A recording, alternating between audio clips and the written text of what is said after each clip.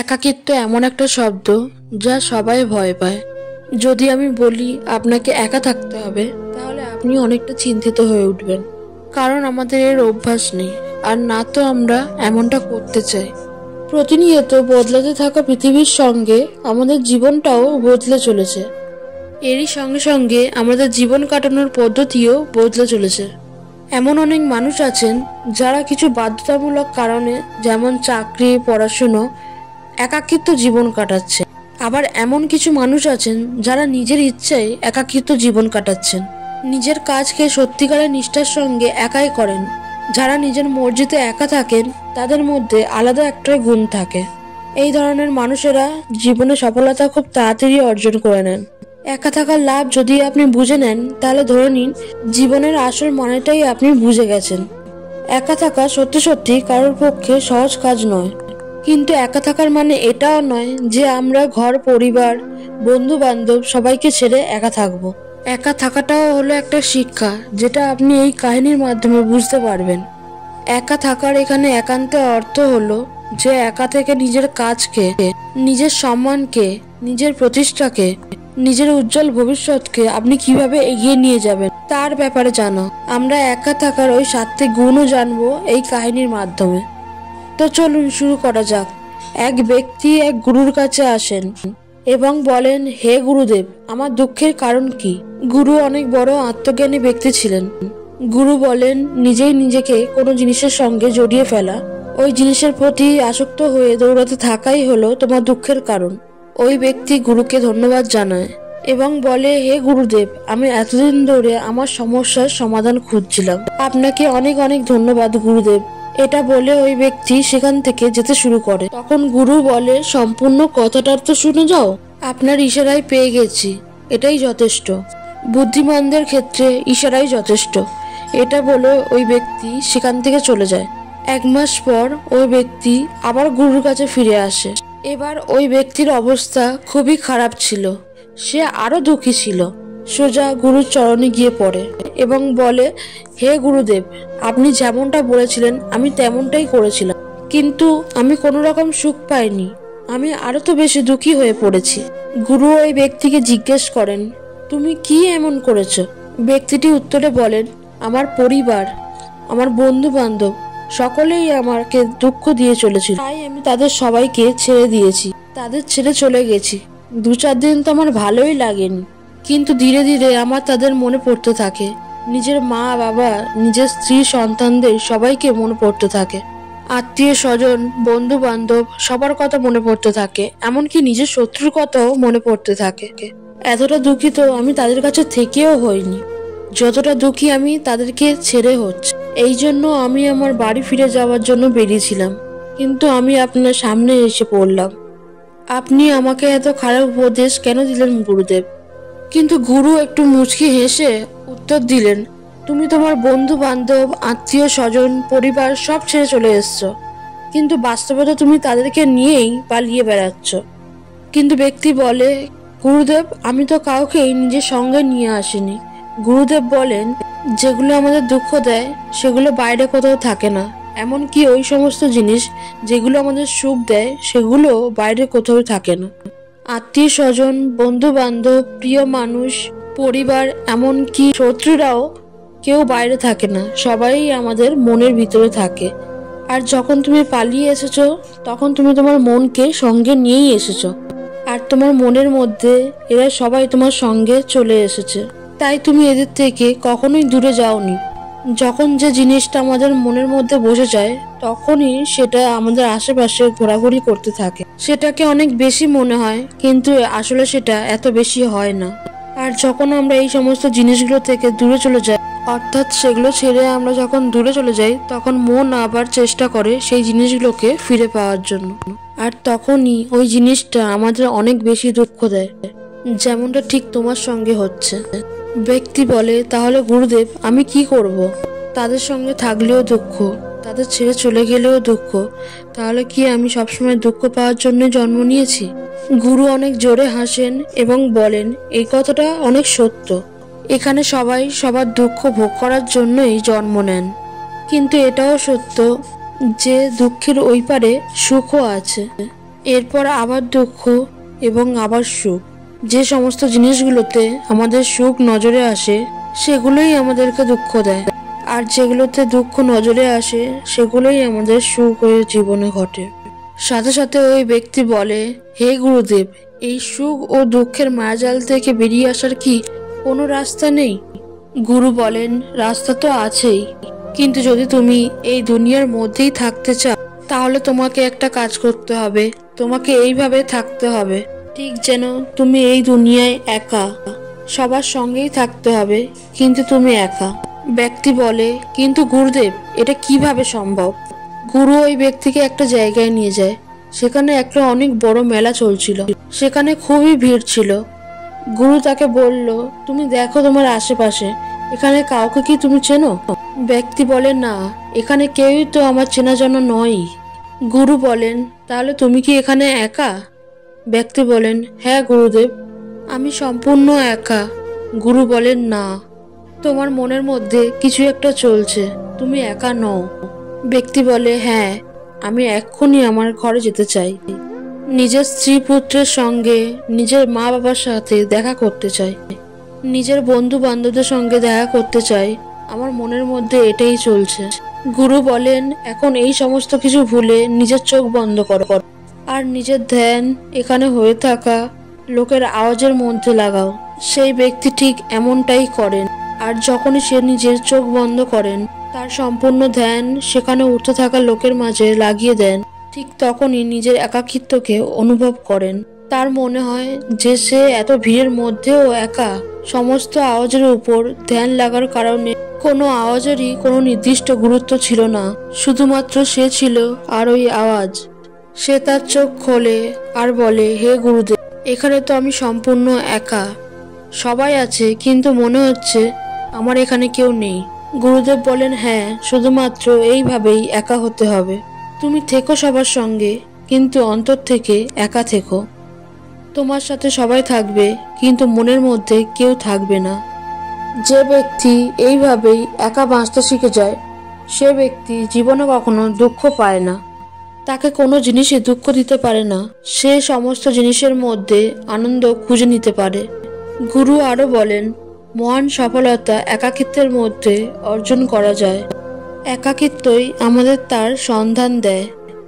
নিজের একাকিত্বকে কখনোই নেতিবাচক ভাববে না, এর বদলে তাকে একান্তে ভেবে জানার চেষ্টা করো। যখন তুমি একান্তকে পছন্দ করতে শুরু করবে তখন বুঝে যাবে তোমার বাস্তবিক অস্তিত্ব তোমার সঙ্গে সংযুক্ত হতে চায়। এই জন্য নিজের এই একান্ত প্রেমকে সম্মান করো। গুরু বলেন, আমি তোমাকে এমন 7টি গুণের কথা বলতে চলেছি যেগুলো একাকিত্বে থাকা লোকগুলোর মধ্যে পাওয়া যায়, আর যেগুলো তাদের অন্যদের থেকে আলাদা করে। গুরু বলা শুরু করেন, প্রথম গুণ যেটা একান্ত থাকা লোকেদের মধ্যে পাওয়া যায় সেটা হলো এই সমস্ত মানুষেরা অন্যের থেকে নিজের প্রতি বেশি সচেতন হয়। তারা নিজের স্বভাব ও আচরণের ব্যাপারে নিজের প্রতি আরো বেশি গভীর করে ভাবে। এটা এই জন্য হয়, যখন আমরা একা থাকি তখন নিজেদের প্রতি ভাবার জন্য অনেকটা সময় পাই এবং নিজেদের নিয়ে অনেক বেশি চিন্তা ভাবনা করতে পারি, যাতে করে আমরা নিজেদের ব্যবহারকে আরো ভালো করে বুঝতে পারি। একান্তে থাকা মানুষেরা নিজের দুর্বলতা ও ক্ষমতাকে ভালোভাবে জানতে পারে, যাতে করে তারা অন্যদের তুলনায় অনেক খারাপ পরিস্থিতির সামনাসামনি অনেক ভালোভাবে লড়াই করতে পারে। গুরু বলেন, একান্তে থাকা ব্যক্তিদের দ্বিতীয় গুণ হলো এরা ইতিবাচক চিন্তাভাবনা করার মানুষ হয়ে থাকে। যখন অনেক ধরনের মানুষ আমাদের সঙ্গে থাকে তখন তাদের মধ্যে অহংকার, জেদ, হিংসা এগুলোর মতন অনেক বিচার নিজের মনের মধ্যে আসতে থাকে। এরপর মানুষ এই বিচারের বশে এসে অনেক উল্টোপাল্টা কাজকর্ম শুরু করে।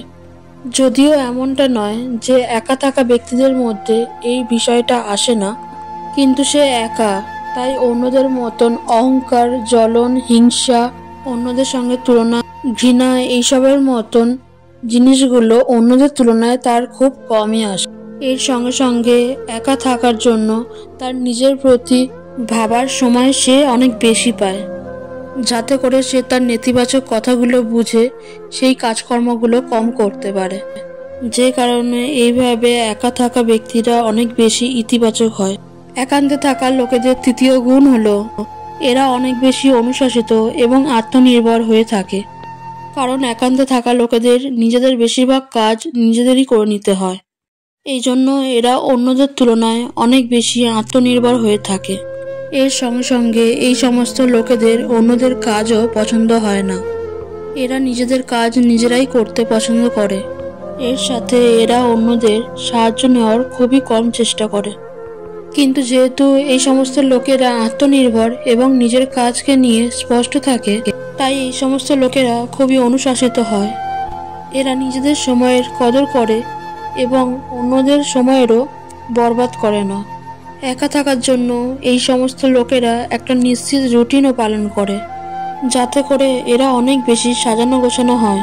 আর এটাও এদের অনুশাসিত হওয়ার একটা কারণ। এরপর গুরুদেব বলেন একান্তে থাকা লোকেদের চতুর্থ গুণ হলো এরা যে কোনো জিনিসে খুবই ঘনিষ্ঠ হয়ে এবং গভীরতাভাবে চিন্তাভাবনা করে। একান্তে থাকা লোকেদের এটা হলো সবথেকে বড় একটা গুণ। এজন্য যে সমস্ত লেখক, কবি ও বড় বড় কাব্যের রচয়িতারা এরা সবাই একা একা থাকতে পছন্দ করেন। কারণ যখন কোনো ব্যক্তি একান্তে থাকে তখন সে তার অন্তরের আওয়াজ শুনতে পায়। এই পৃথিবীতে যে সমস্ত বড় বড় আবিষ্কার হয়েছে সেই সব কিছুরই শুরু একান্তেই হয়েছিল। কারণ এই একান্ত থেকেই যে কোনো জিনিসে খুব সূক্ষ্ম ও গভীরভাবে ভাবনা চিন্তা করা যায়। গুরু বলেন একান্তে থাকা লোকেদের পঞ্চম গুণ হলো এদের ব্যক্তিত্ব সবার থেকে আলাদা হয়। বাকি লোকেরা বেশিরভাগ সময় অন্যান্য লোকেদের সঙ্গে থাকে। তারা একা থাকতে পারে না, যতই চেষ্টা করুক না কেন। তাদের অজান্তেই অন্যান্য ব্যক্তিত্বের লক্ষ্য তাদের মধ্যে চলে আসে। অন্যের অভ্যাস, অন্যের বিচার তাদের মধ্যে প্রবেশ করিয়েই ফেলে, যাতে করে তাদের ব্যক্তিত্বে ওই আলাদা ভাবনাটা আসতেই পারে না। তাদের ব্যক্তিত্বে অনেক ধরনের মানুষের ব্যক্তিত্ব মিশ্রণ থাকে। কিন্তু যেহেতু একান্তে থাকা ব্যক্তির মানুষেরা দিনের বেশিরভাগ সময় নিজের সাথেই কাটায়, তাই এরা অন্যদের কথা বা বিচারে অনেক কম প্রভাবিত হয়। এদের নিজের জীবনে বাঁচার নিজস্ব নিয়ম ও নীতি থাকে, যেগুলোকে এরা পালন করে। এরা খুব সহজে কারোর উপর প্রভাবিত হয় না। এই জন্য এই ধরনের মানুষদের ব্যক্তিত্ব সবার থেকে আলাদা হয়। এই জন্য এদের ব্যবহারও অনেকটা আলাদা হয়, যে জন্য অনেক মানুষেরই তাদের কথাবার্তা বা ব্যবহারটা ভালো লেগে যায়। এরপর গুরু বলেন একান্তে থাকা ব্যক্তিদের ষষ্ঠ গুণ হলো এরা বেশি লোকেদের সঙ্গে সম্পর্ক তৈরি করেন না। কিন্তু এরা যে সমস্ত লোকেদের সঙ্গে সম্পর্ক তৈরি করে তাদের সাথে সম্পর্ক একদম মন থেকে করে। এই সমস্ত মানুষদের বন্ধু বান্ধব অনেক কম হয়, কিন্তু যেটুকু থাকে তাদেরকে খুব সুনির্দিষ্টভাবে সম্পর্কটা গুছিয়ে নিয়ে সারা জীবন চলার চেষ্টা করে। বেশিরভাগ লোকেদের এটা মনে হয় যে একান্তে থাকা মানুষরা অনেক কম কথা বলে, কিন্তু তাকে জিজ্ঞাসা করুন যাদের সাথে এরা মন থেকে জুড়ে থাকে তাদের সাথে কত কথা বলে। ওদেরকে সে আপন ভাবে এবং মন থেকে তার সম্পূর্ণ কথা তাদেরকে খুলে বলে। একান্তে থাকা লোকেরা অনেক কম সম্পর্ক রাখে, কিন্তু দরকার পড়লে এরা তাদের সম্পূর্ণ সাহায্য করার জন্য তৈরি থাকে। এই জন্য এদের সম্পর্ক খুব কম মানুষের সঙ্গেই তো হয়, আর যেটুকু হয় খুব মজবুত হয়। একান্তে থাকা লোকেদের সপ্তম গুণ হলো এরা মানসিক এবং ভাবনাত্মক দিক থেকে খুবই মজবুত হয়ে থাকে। কারণ তারা জানে যদি তাদের জীবনে কোনো রকম সমস্যা আসে তাদেরকে একাই সেই সমস্যার মুখোমুখি দাঁড়াতে হবে এবং লড়াই করে জিততে হবে। এমনটা করার ফলে তাদের নিজেদের প্রতি নিজেদের আত্মবিশ্বাসটা অনেকটা বেশি বেড়ে ওঠে। আর আত্মবিশ্বাস ও আত্মনির্ভর হওয়ার কারণে তারা ভাবনাত্মক দিক এবং চৈন্তিক দিক থেকে অনেক বেশি মজবুত হয়ে ওঠে।